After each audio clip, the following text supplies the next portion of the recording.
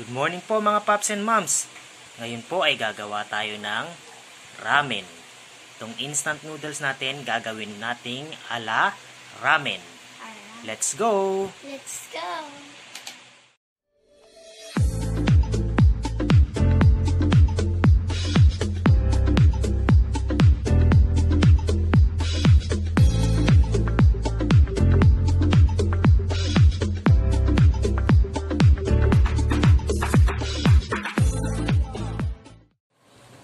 Yan po mga paps and moms, nagpainit na po tayo ng ating mantika.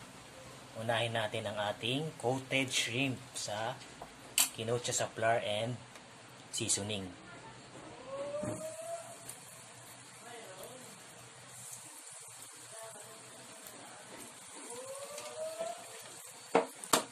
Yung hipon natin, pinakuluan na natin siya. Kasi yung ano niya, yung pinagpakuluan niya, gagawin nating sabaw sa ating ramen.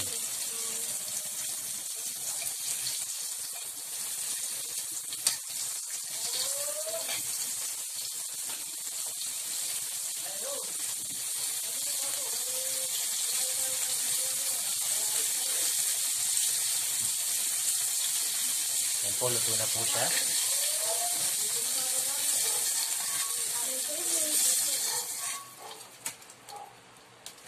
Then, mag-isa naman tayo ng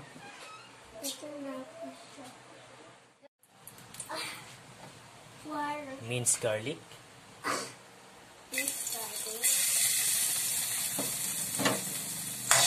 Halika rito, tumag na ito. Kusinero, pakailanero. Dito ka, dito. Wala ka mo dito. Dahan-dahan lang. Next, ang ating red onion. Sige, halin mo.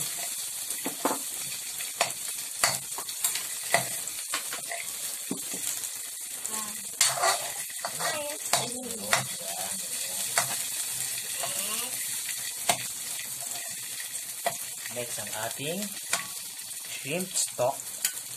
Shrimp stock.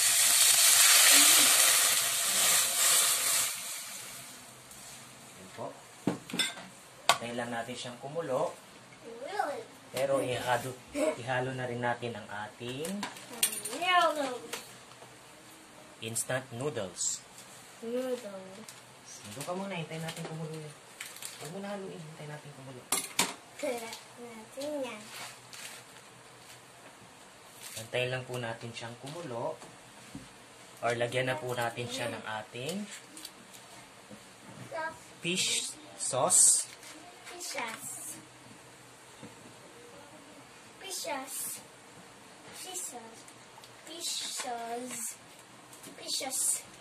Seasoning.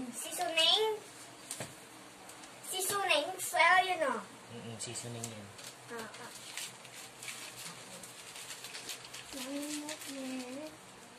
Then black pepper. Black peppers. Bell pepper yan. Hintayin lang po natin siyang kumulo, guys. Ngayon pong kumukulo na ang ating tubig, ihalo natin ang ating carrots. So, halo mo. Galing. Cabbage. Okay. Then ang ating cabbage. Cabbage. Ayan. Dito natin. Haluin lang po natin siya. Ano? Haluin, dahan-dahan lang. Galing.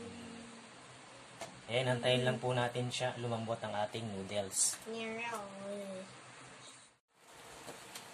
Yan po mga paps and moms, luto na po ang ating noodles. Pwede na natin siyang hanguin, then lagyan natin siya ng toppings sa ibabaw. Ito na po ang ating instant noodles ala ramen. Kain na tayo? Apa. Let's eat!